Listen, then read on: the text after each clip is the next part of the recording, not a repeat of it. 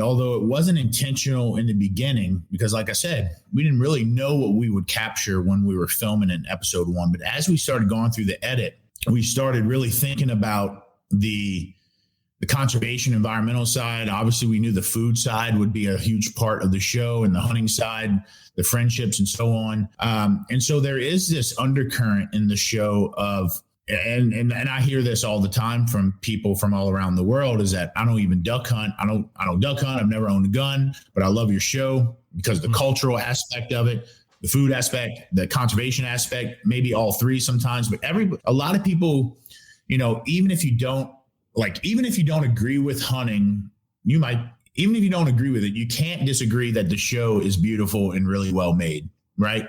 Even if you don't find our jokes funny, there is a lot of tangible recipes and things about the environment you can get from it. And so my point is that we intentionally we hope that this show can shine a light on a number of different things: the environment and conservation efforts of the people of Louisiana. There's been talks about saltwater intrusion and erosion and building back. In fact, you'll see a great section on episode 6 coming up about people that are doing things to combat saltwater intrusion and erosion in South Louisiana, specifically in Terrebonne Parish. And so we want to use the show as a Trojan horse to shine a light on these subjects for people all around the world. This is the Bunkhouse Podcast, home of the sporting conservationist. We're broadcasting from the edge of the civilized world. I cut it up with a chainsaw. Oh, there we go, boys. The fish is way down there. There you go. Well, folks, we got a packed show for you today. We're going to kick things off with a look at some new legislation that could reshape our grasslands and public lands out west. Then we'll be diving into conservation history, tracing the footsteps of Teddy Roosevelt and the early champions who laid the groundwork for how we manage our wild spaces today. But the main course, we're picking up where we left off with Chef Jean-Paul in the second half of our two-part interview. He's taken us from the high-end kitchens of New York to the duck blinds of Louisiana, serving up stories that'll make you hungry for more than just wild game. It's all about the people, places, and policies that shape our outdoor heritage. So let's dig in.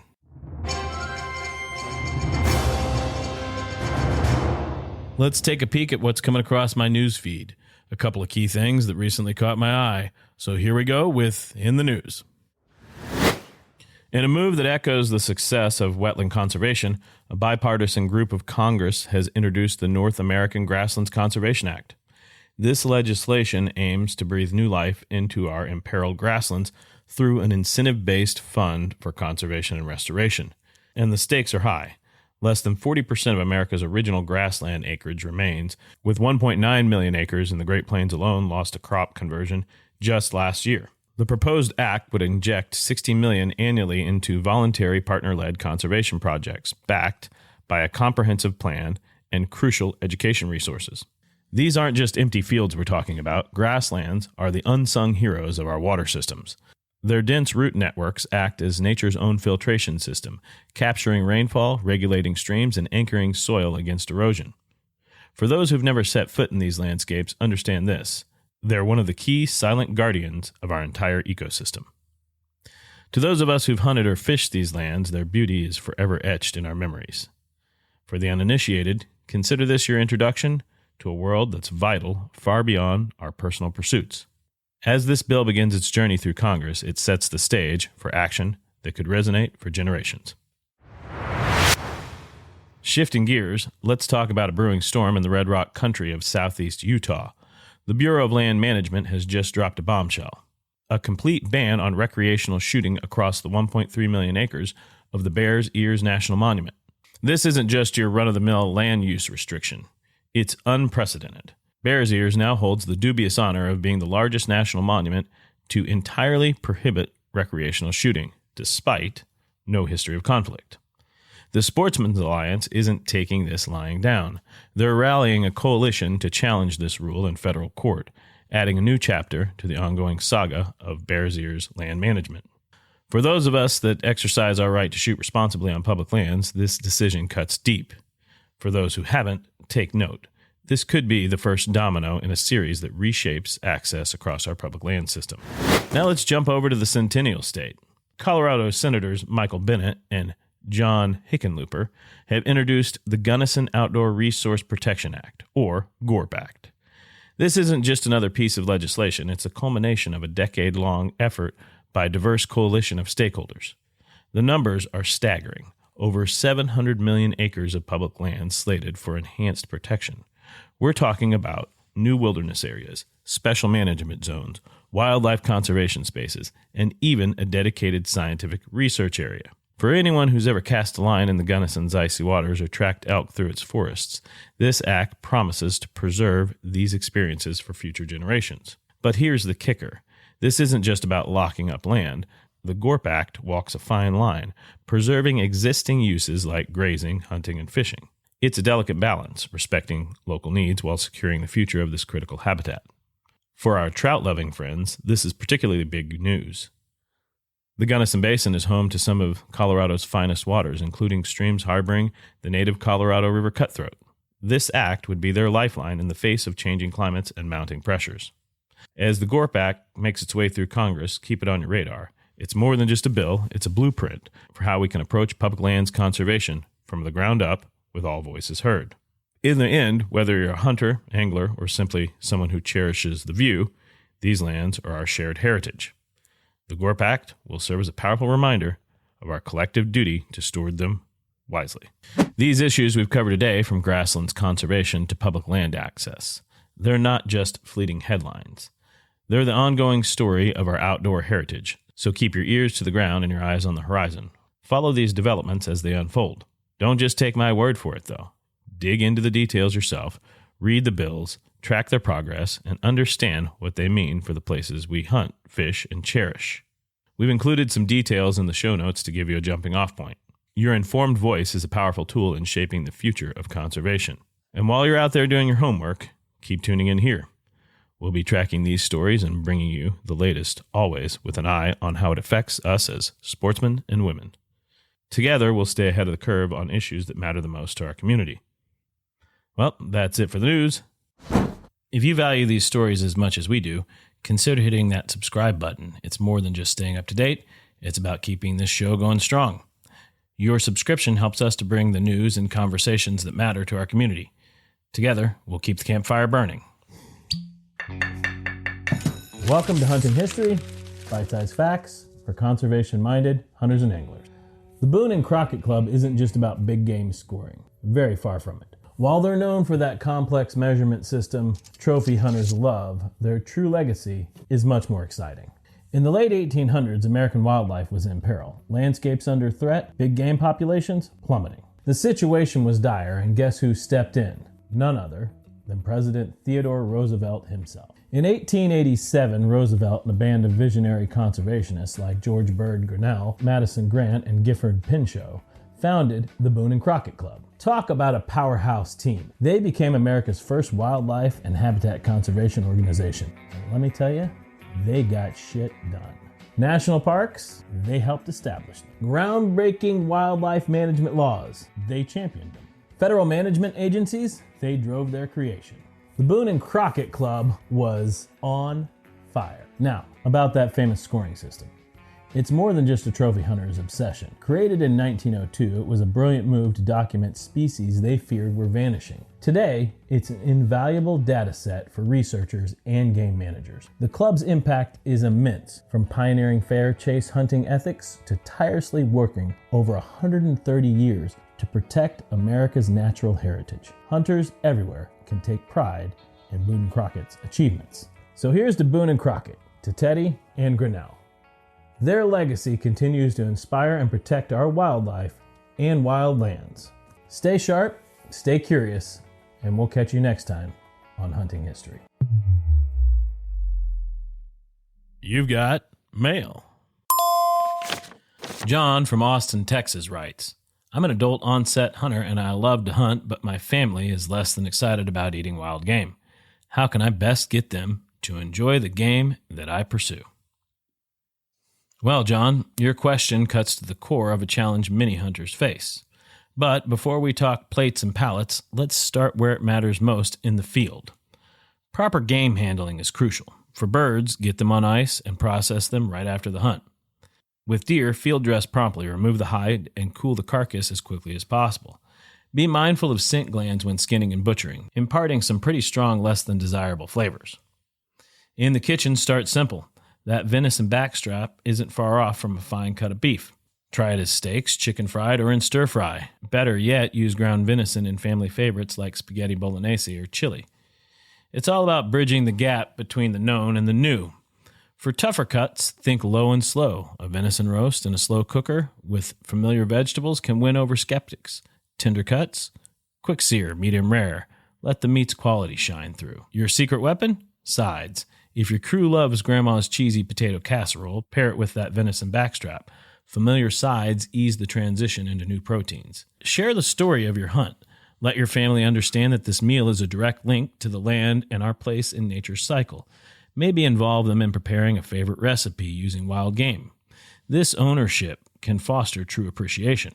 Remember, challenging palates takes time. Be patient.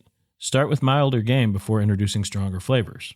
And always pair with those beloved family sides. In the end, John, sharing wild game is about more than nutrition. It's about sharing your passion, your connection to the outdoors, and a way of life that values where our food comes from. With patience and good preparation, you might find your family not just tolerating wild game, but eagerly anticipating the next meal from your hunt.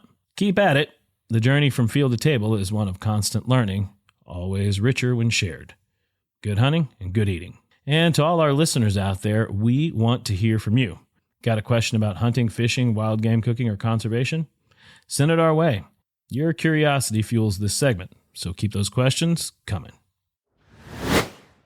Well, we're back with Chef Jean-Paul, continuing our journey through the heart of Louisiana's culinary landscape. Last time, we explored the authentic flavors that make duck camp dinners a cultural touchstone.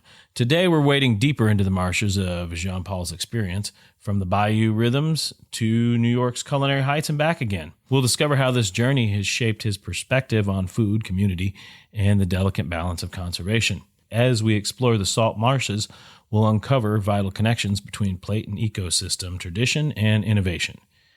It's a conversation seasoned with history, spiced with passion, and served up with a side of hard-earned wisdom. So, settle in as we dive back into the rich, complex flavors of Louisiana's land and legacy. Speaking of culinary, so we were talking about, you were in New York for a while. Can you tell me, about going to New York, the decision to go to New York? Were you living in Louisiana before you went to New York, or did you go there via another place? Yeah, no. My wife and I were talking about New York the other day. I was actually living in St. Thomas, the Virgin Islands, before New York. Okay. Wow. So I went from culinary school in 2006 at John Falls Culinary Academy at Nicholls State, got my 4-year degree there. And I moved to California. I moved to Napa Valley. Oh boy! And I worked in Napa Valley for 2 years. Then I moved to San Francisco and opened up a restaurant. Not my restaurant. I was a sous chef at a restaurant called Epic Roast House in San Francisco. And then from there, I moved to St. Thomas in the Virgin Islands around 2008. I would say early 2000. I don't know. Yeah, 2008. I guess timing doesn't match up. Anyways, but. Spent about a year in the Virgin Islands. How'd you like it? I love it. Yeah, I'm a beach guy, right? Like I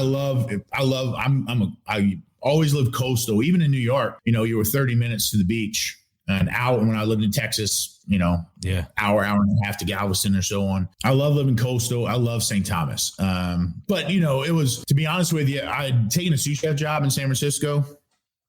It was way too much for me at a young age. I was only 2 years out of culinary school.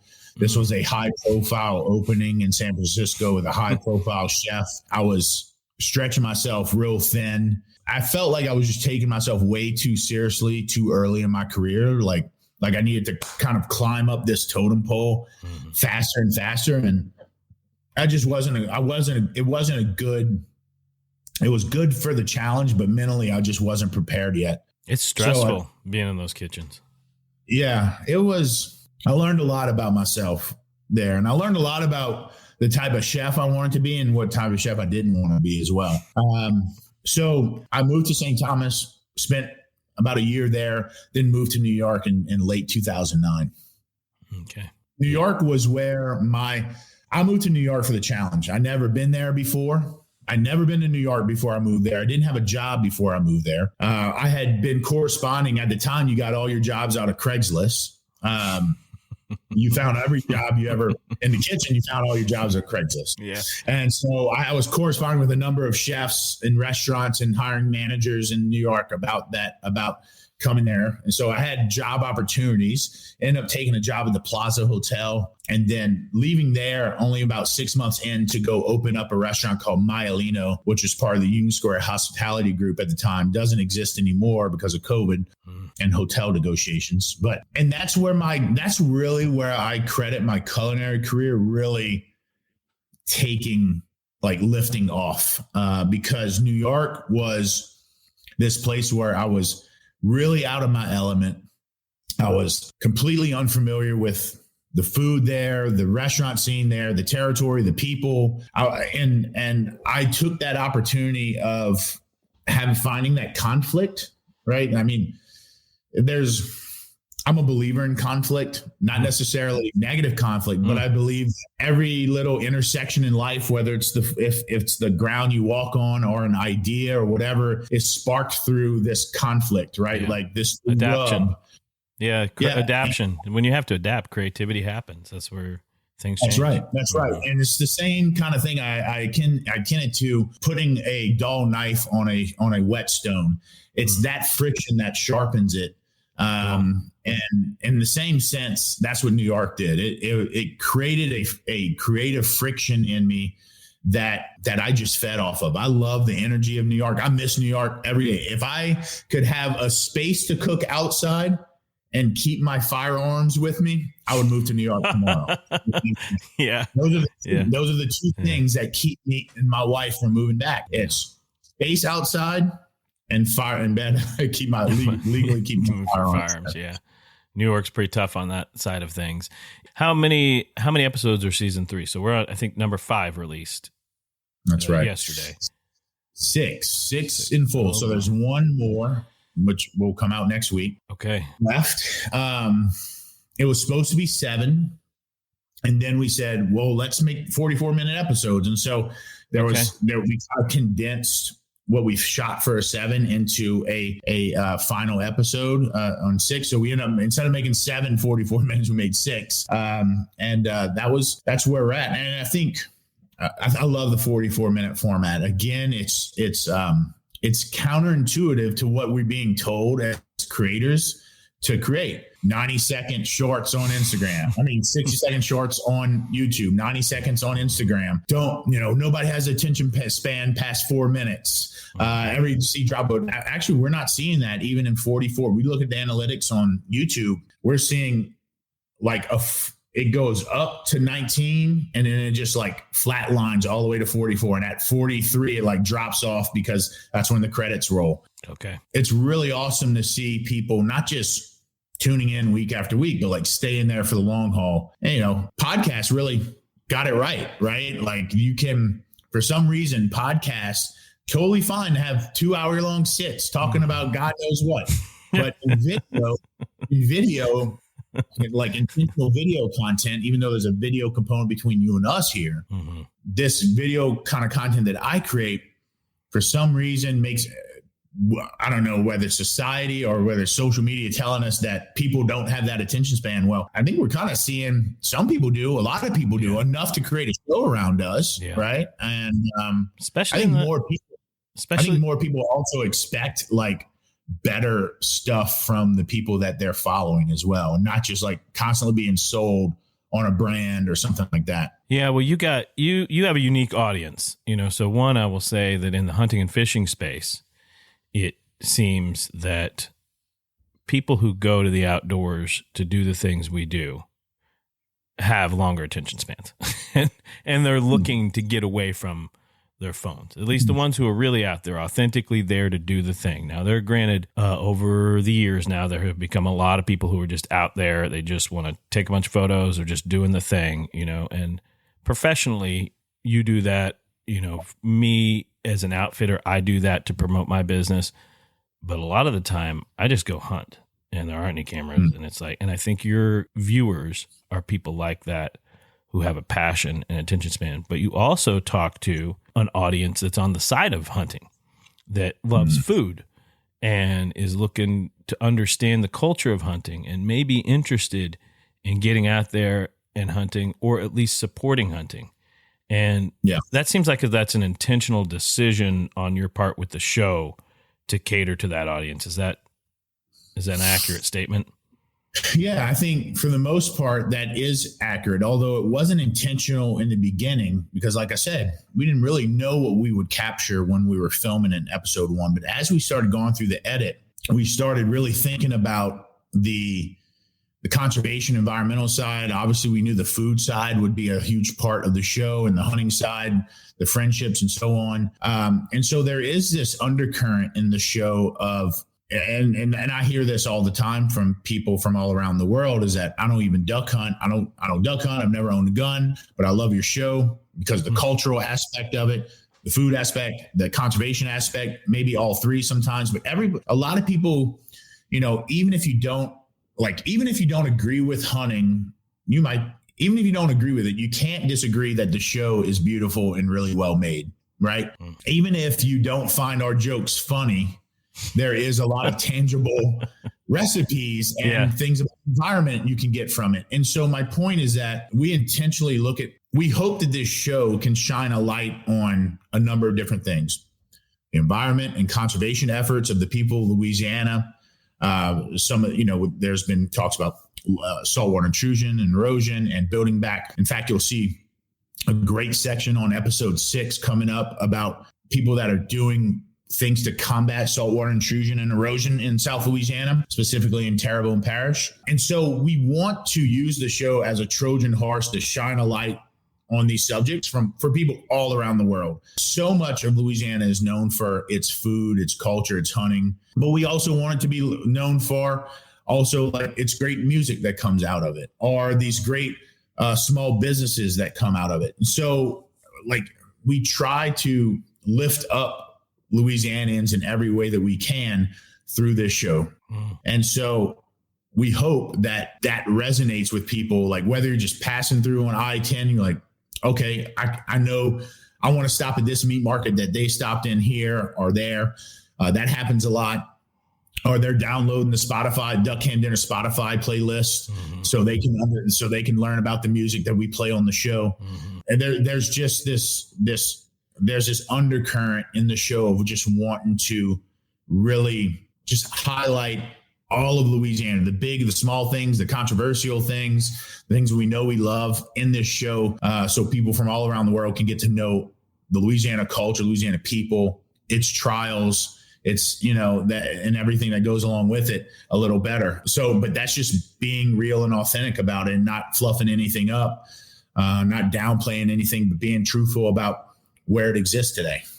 It's season 3. And I'm not all the way caught up on season 3, but I'm looking forward to getting all the way caught up. And the episode 6, you hit something that I was already seeing being into the 3rd episode of the season. You're talking about the drought a lot in the season, and you're talking about the environmental impacts, like where we're at. And so I can see that conservation message teeing up and even becoming more present in the show. You want to talk about that? Is that sort of a conscious thing where you're like, okay, we're doing more of that in this season? Yeah. Well, I mean, we take this show how it comes. And when we filmed episode 1 of season 3, 2 weeks before we started filming, there had been a wildfire in West Louisiana that had burned basically down all the power lines and power poles that this camp, not but 200 yards away from this camp that we were supposed to be staying with. The camp wasn't harmed, but all its infrastructure was harmed. And so I had worked on for 6 months that, finding that camp, talking to the guys there, understanding all the different things that we could do there, what they do every day. And then in 2 weeks before we start filming, September 2024, 23, excuse me, that we had to kind of pivot. And so it became that needed to be part of episode 1 because that's what happened. That's the reality of that episode. And you see that in episode 2, and you see it in episode 3, and you see it in episode 4. You see that drought play a different part in all of those episodes, 1, 2, 3, and 4. 5, not so much. Definitely 1, 2, 3, and 4. Yeah, look, that's again, like we didn't plan that. We wish there wasn't a drought. There were many duck hunters in Louisiana last year. It was like, God, I wish but it was a part of the story, whether we liked it or not. And there was something that we needed to make sure that we touched on and told in that. Like I say in the show, historically, Louisiana has a too much water issue, not enough. And this was one of those historical times in Louisiana's history where there were huge 100-foot bluffs off the Mississippi River and its oxbows, like on episode 2, were being shown. If you note, like, again, I saw those. Those crazy. And that camp in episode 2 is lifted 20 feet in the air for a reason, because that water a lot of times comes all the way up to the bottom of that camp. And if you look at episode 2 and how low that water is, it gives you a really interesting perspective of how little water was in Louisiana. And when you come to the Mississippi River and all its oxbows that come off of it and all the habitat that is fed off of that one river, that makes a difference. So that drought is one thing, but the big environmental issue that Louisiana faces and has faced since the leveeing of the Mississippi River is land erosion and saltwater intrusion from the Mississippi not overflowing its banks, producing rich sediment that comes all the way from the north. Like that stopped in after the Great Flood in forget the date. I say it's in episode 4 for those who watch. But, ever since, and that's the big issue in Louisiana will face for its foreseeable future is building coastal marshlands, restoring coastal marshlands from Venice, Louisiana. Venice got it pretty good because that's where the mouth of the Mississippi goes into. So it's got a lot of land building up. There's some coming out of the Chaffalaya Basin in St. Mary's Parish, but in between St. Mary's and Venice is Terrebonne Parish. And that is really struggling. Terrebonne and Lafourche, that's really struggling when it comes to coastal erosion. And so that's the big environmental issue that I believe that's an American problem, not just a Louisiana problem. No doubt. Because Louisiana's cultural place in America and its food history, it is in those marshes and coastal wetlands just as much as it is in New Orleans and Baton Rouge and Lafayette. People like myself, and all my friends, we all have camps in those areas, and they're in constant. And that's a part of our culture and part of our cuisine and a part of our way of life. So you wipe that out. You also wipe out a bunch of wildlife habitat that obviously millions of ducks, winter in and through the year. So there's a bunch of layers to that. The drought certainly was a new layer to the environmental issues Louisiana's faced. But the big one will continue to be way past our lifetimes, Josh, is coastal restoration in Louisiana marshes. Well, it's definitely, I talk about that a lot with Trout Unlimited, different area, salmonoids, but coastal nutrient exchange and how water interplays in between freshwater and coastal areas it's critical to controlling the entire climate. And it's not just a U.S. problem. It's a global factor. Maintaining healthy nutrient exchange between the ocean and the inland impacts everything. Yeah. It's not just a Louisiana or a U.S. problem. That's a big problem. Yeah. And that's true and very fair to say.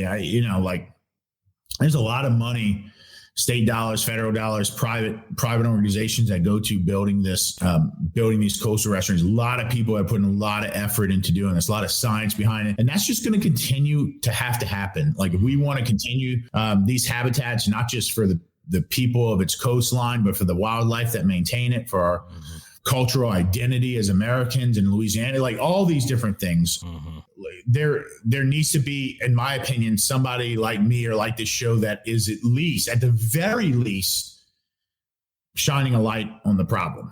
I'm not a millionaire. I can't donate $1 million, $1 billion to this or that. These are going to come from small donations or taxpayer dollars But the interesting thing about these marshlands and coastal wetlands, you heard me allude to this earlier, is that it's not a problem that can be seen from the highway or road, meaning that when your tax dollars go to the infrastructure of any state you're at, you can see this bridge being built or this road being repaved or adding on a lane. But when it comes to coastal restoration, those things happen behind the scenes, unbeknownst to a lot of taxpayer dollars.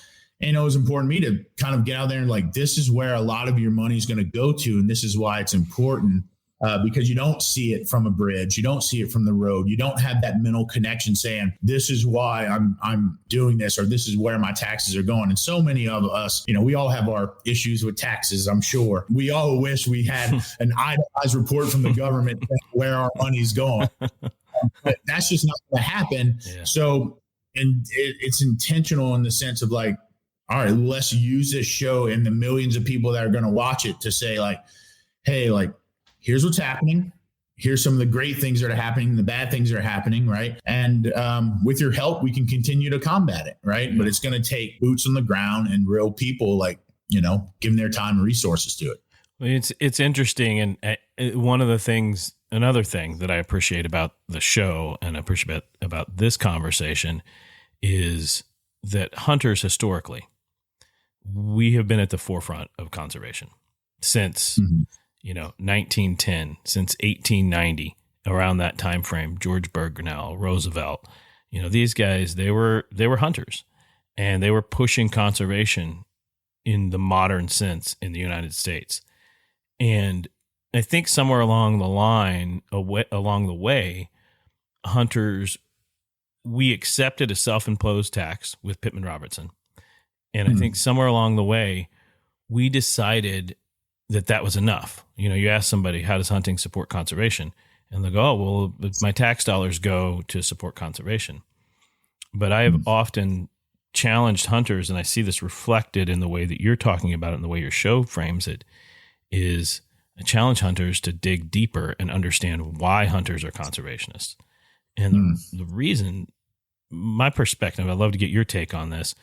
My perspective is in a time where you had John Muir and the romantics, the early environmentalists, the early conservationists. You had this romantic perspective of it where they were writing about things like, Yosemite.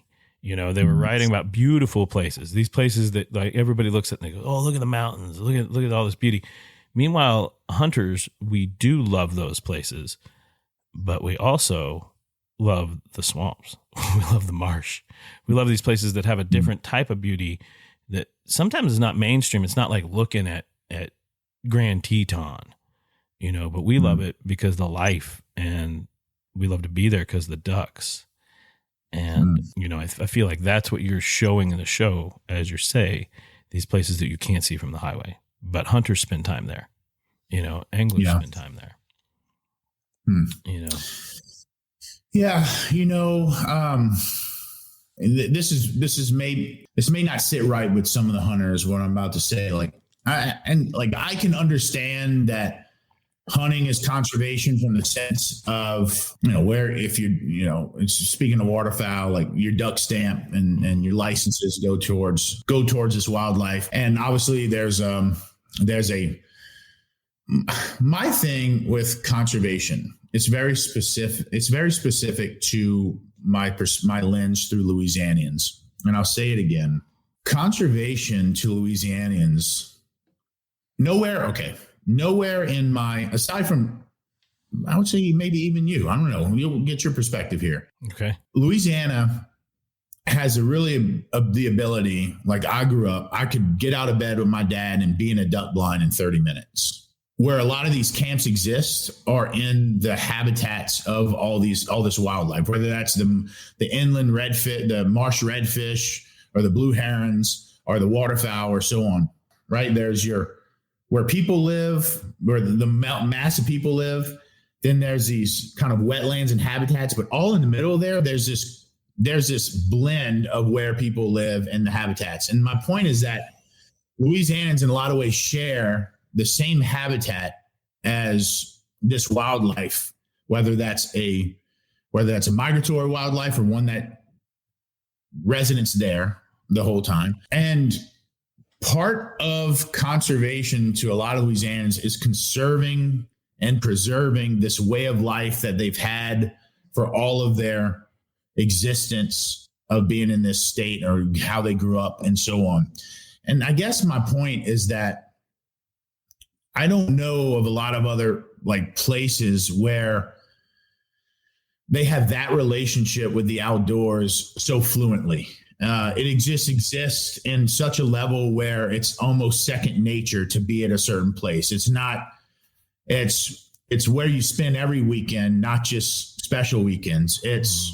I guess, I can see it in places like Texas, like on these ranches where you have this really direct access to wildlife, or places like the Chesapeake Bay, where there's this big old estuary in North America on the East Coast, and all these things happening in cities and towns that converge on it and so on. But, Louisiana, it has such a cultural identity in these marshlands, in these coastal areas, in these river bottoms, that preserving them, conservation towards the wildlife there and the lands there, is all part of also preserving their own cultural identity in food, in music, in all these different places. So, it's making sure that these places continue to exist is not just because like, oh, I think they're beautiful.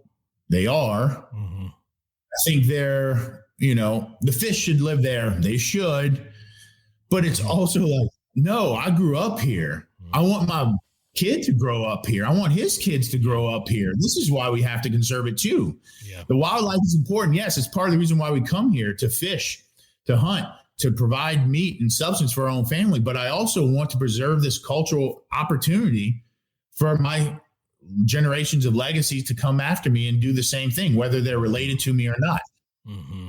So it becomes this very deeply entrenched part of our identity to preserve these places. And Yosemite, and as beautiful as they are, it's like, most people don't grow up there, right? Like, there are places you visit, or, Sequoia National Park and so on and so forth. It's beautiful places worth preserving, no doubt. But it's like, you don't find like people having homes and camps in these areas and saying, this is part of my cultural identity to have here. So I think it's a very interesting, thought-provoking kind of question. But I would ask you, being somebody, so I didn't grow up on a ranch. I don't have, access like you do. So how does it play into your life?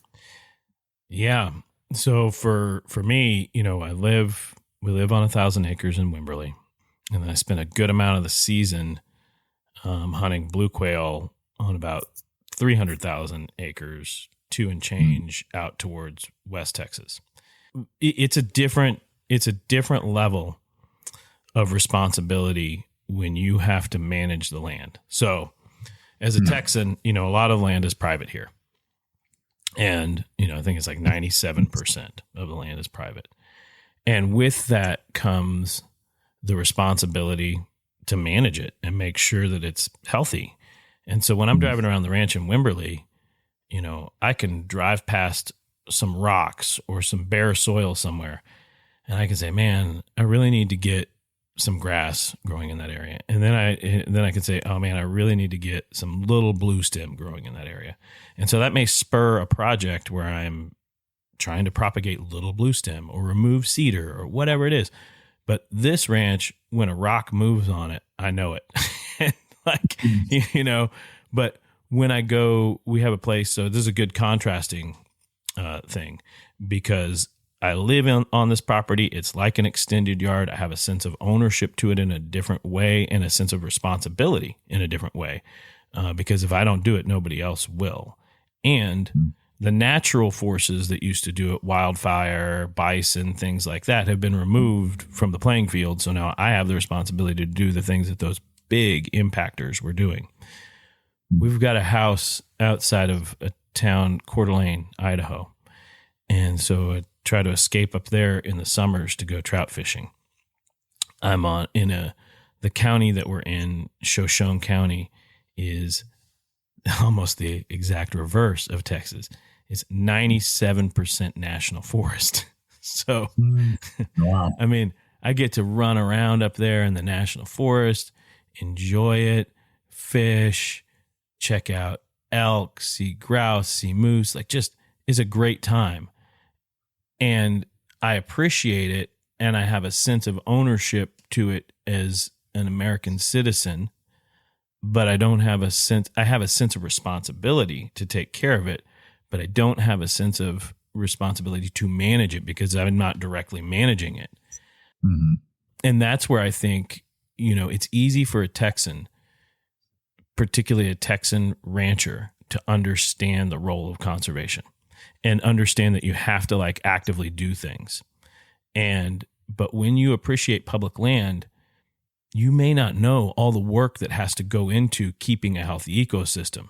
So somebody goes to Yosemite, they go home and they're like, oh man, that was awesome. I like to say this, I use this to try to explain it best to people.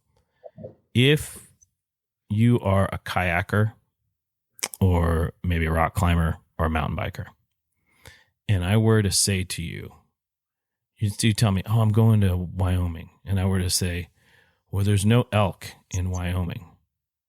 You could, in theory, look at me and say, okay. And because you can still camp, rock climb, backpack, kayak. You can do all those things. Mountain bike, you do all those things. But if you're an elk hunter, you can't elk hunt. And also, if you're a hunter in general, I find that when you say, a big species is gone, we go, why?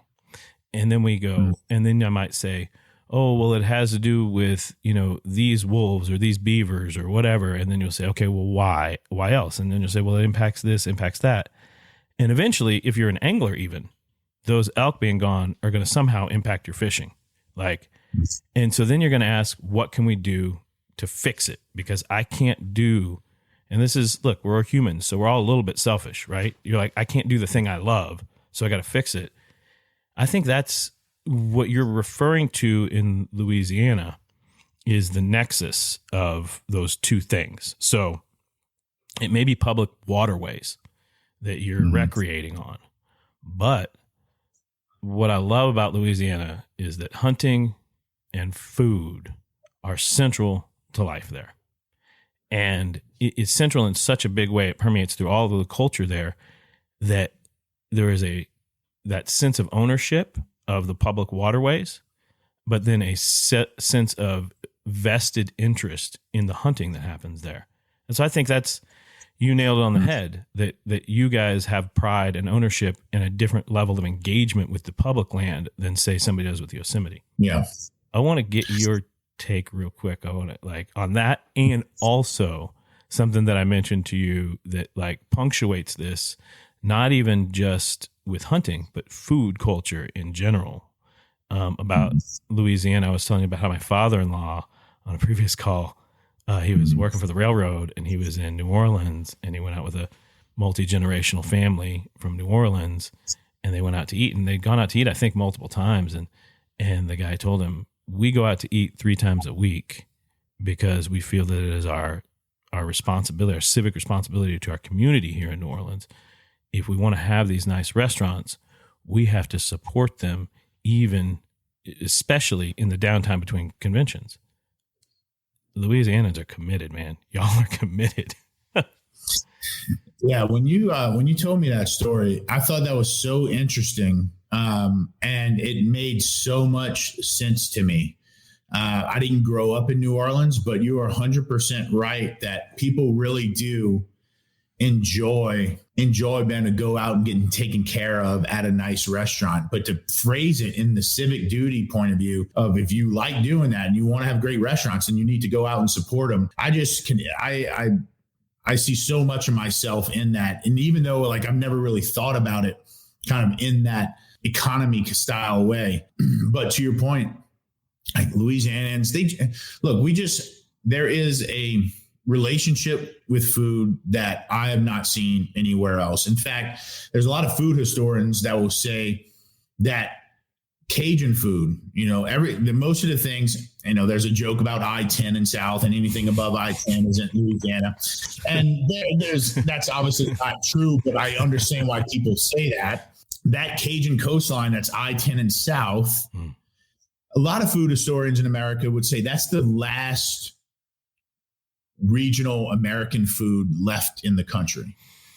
And, there's Texas, there's the Southwest, which is like 3 states, right? There's the New England states and everything that happens in the Chesapeake Bay. Like, yes, that's a food culture, but we're talking about a sliver of a fingernail of a country. Food culture exists in like deep, roots in that area, and doesn't really get out like, of course it bleeds into above I-10, it bleeds into Mississippi, and it bleeds into East Texas, but it's not as condensed. It's the closest I can think of is Central Texas barbecue, right? Like, and the amount of condensed, really great barbecue restaurants that happen in Central Texas. Yes, there's great ones in East Texas, but are they as condensed as they are in Central? Probably not, right? But that's different because I think your guys is a lot of it centers around wild game. A lot of it centers around. I mean, 100%. Like when I grew up, my dad duck hunted, and that's what we did. Now we'd have 200, 300, 400 ducks in the freezer at a time that we would trade out to red fishermen, like people that ran beagles for rabbits and squirrel and so on, deer hunters, hog hunters, and we would trade meat because we didn't hunt or fish in that way. And so I grew up with wild game and fish in my freezer, and not necessarily ones that we caught, but it was on this like kind of neighborhood barter system, right? And to your point, I would say half Louisianans look at their diet and say half of it is what I've caught or hunted, or somebody gave me that they caught hunting. There's a lot of people that catch a lot of redfish, go every weekend. They can't possibly, so they give their redfish away or speckled trout to different neighbors and so on. Definitely a system of that. Well, I want to share a recipe with you. Actually, it's easy, and this is actually I'm going to share one with you, and I'm going to tell you something that I appreciate about your recipes and get you to touch on a little bit. We're getting kind of close to the top of the hour and a half here, but and I could talk all day this stuff with you easily. My favorite duck recipe, I'm probably going to put it out around the same time this podcast comes out, is simple. Smoked duck. So I just shot teal this past weekend. I was excited to get out there. So I shot these teal. I'm going to smoke them, and then I slice them, and I make toasted brioche with mint jelly, that jelly that everybody puts on their leg of lamb. I put a little of that on there with truffled peanut butter. And my goodness. It's so good. It's so, I mean, once you got the duck smoked, that's the most time consuming. But once you got the duck smoked, dude, I'm telling you, it's like the best peanut butter and jelly sandwich you'll ever have.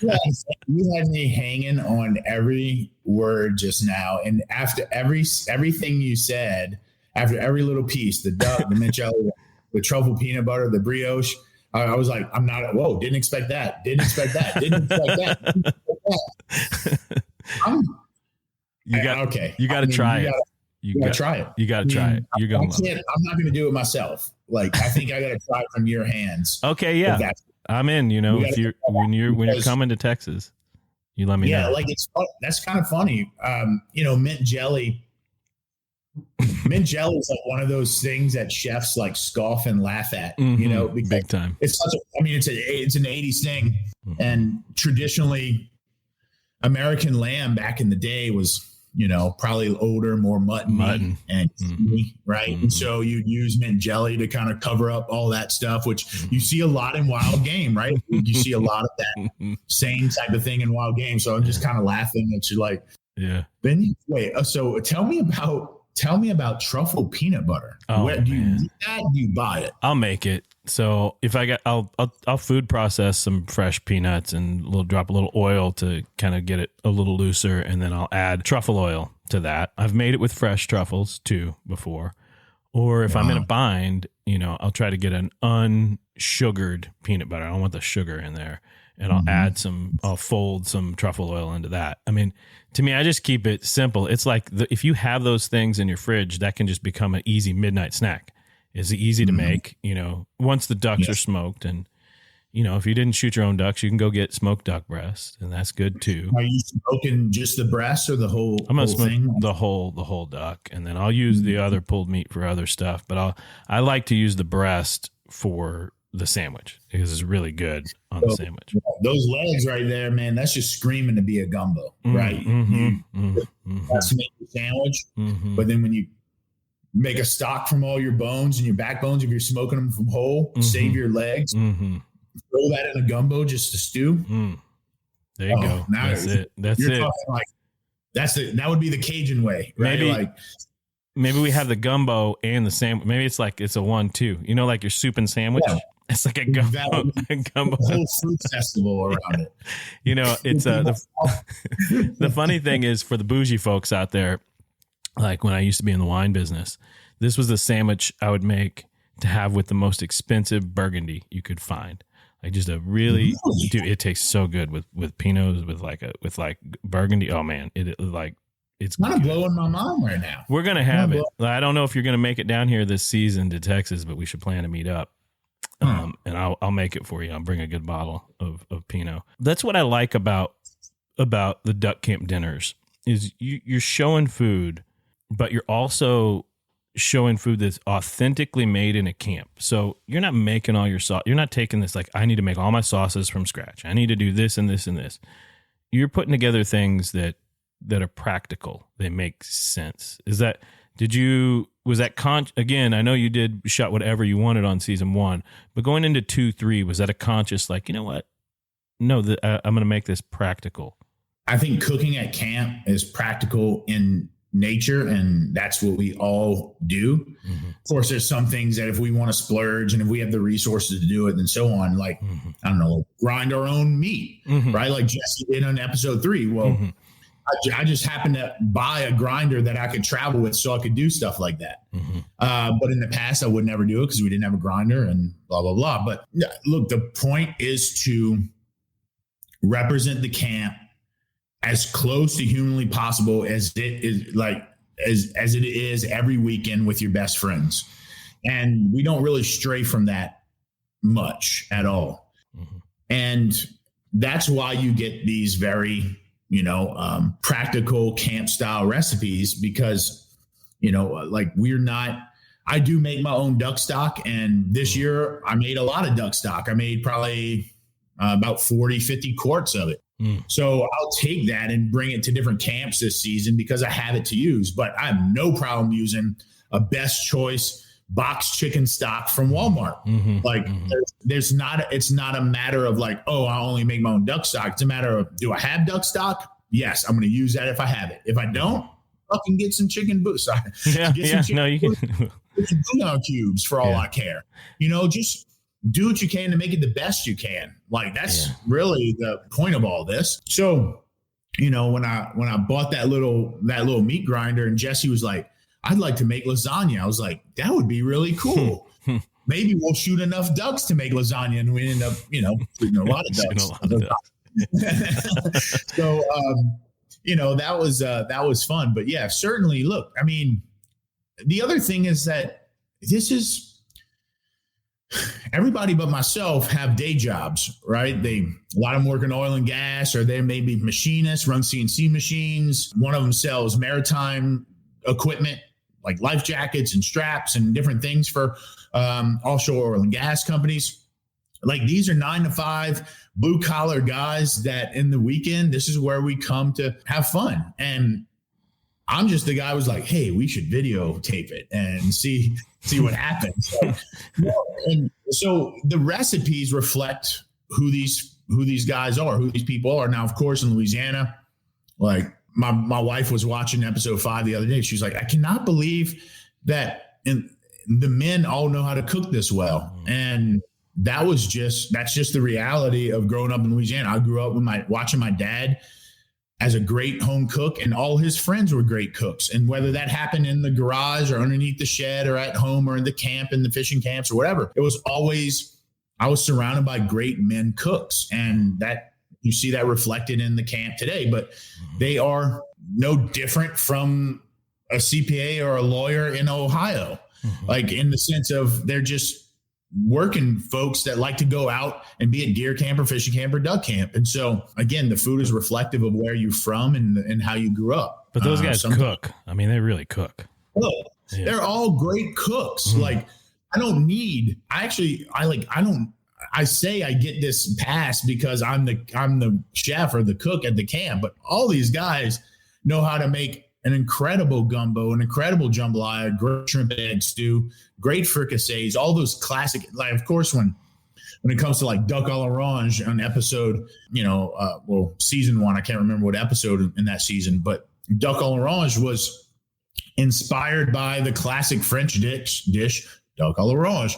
We just make it in a very camp way, a very like South Louisiana camp rustic way, making a gravy from satsumas and onions and duck stock and so on and so forth. So, I add those little touches, but those guys, man, they all know how to cook. Right. So, Duck Camp Dinners season 3 is out. Season 4, we're hoping for. I mean, if you don't do a season 4, you're going to have a lot of disappointed people out there. Yeah. So grateful for the people who have supported this show. Obviously, the sponsors of it, the brand partners like Boss Shot Shells, Slappy Mama, ConocoPhillips, the Louisiana Office of Tourism, they all played huge roles in season 3. But, as creators, we can have the best content that in the world. We have this great idea, but none of it matters if you can't put it somewhere where people watch it and can absorb it and share it and so on. So we're very fortunate as creators to have places like YouTube that have a common and open opportunity for you to post 60-second things or 44-minute things like we do with Duck Camp Dinners and have people actually better comment, like, share, and so on. That is the other part of this whole thing. It's like none of this works without me being to show those brand partners where this is being showcased, who is watching it, the type of comments that are resonating with folks. Like that's so much matters when it comes to those things and how we talk to our partners and that want to invest in the show. Because I've been approached 100 times by different videographers, different production companies that say, I can make this for a fraction of the cost, for a fraction of the time, and so on and so forth. And, I'm not under the pressure to make a bunch of money off of this show or make any money off of this show because I do so many other things, which allows me to keep the creative and the kind of the vision of Duck Camp Dinners are like very pure. And maybe I could make it for cheaper.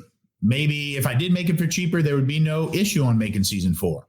But I was told this a long time ago by the very popular and successful TV producer when I pitched him Duck Camp Dinners. And they were like, man, I love the show. I love you. I love the message. It's not for us, but keep doing it. And no matter what, keep doing it the way you want to do it. And if you keep doing that, eventually it'll get to where you want it to be or where you think it should be and so on. But you got to keep doing it the way you want to do it. And I'm kind of taking that to heart because if I went a different route, if I did it for cheaper and did it for quicker, I just believe, in fact, I know it just wouldn't have the same, it just wouldn't be as special. It wouldn't be as, it would, yes, you'd get it done. It would be quick. It would be cheaper, but it wouldn't connect with folks in the way that it does. Maybe I'd make more money and I'd better go to the bank and say, heck yeah, that was a good business. But I don't want to create things that don't personally mean a lot to me and the other people watching it. And I just think the type of investment that we put into the music, into the edit, into the lenses that we use on in video, like into all that stuff, into the voiceover equipment I have in my office, like all that like really matters. So in terms of it's made for everyone, right? But we also want it to be a premium show. We want it to feel like we spent the 12 months it takes to make this show, right? And not 2 weeks. If you're somebody who's interested in hunting, if you're somebody who's already hunting, if you're somebody who's interested in food conservation, this rings true to so many people. So they should definitely get out there and watch it and comment on it and share it with their friends because Yeah. the hunting and fishing world needs more of this content, and the world needs more of this content so that we can get a deep understanding. As the campfire burns low and the stories settle into memory, we've come to the end of another episode. A heartfelt thanks to Chef Jean-Paul for sharing his journey with us. From salt marshes to Big Apple and back again, your passion for authentic cuisine and conservation is truly inspiring. And to you, our listeners, your support keeps this show thriving. Before you head back out into the wild, consider hitting that subscribe button. It's like leaving a trail marker, ensuring you never miss an episode. Your subscription keeps the campfire burning and our community growing. Remember, folks, every time we gather to share these tales, we're not just passing the time, we're passing on a legacy. Until next time, keep your boots muddy, your spirits high, and your eyes on the horizon. There's always more to explore in this wild world of ours.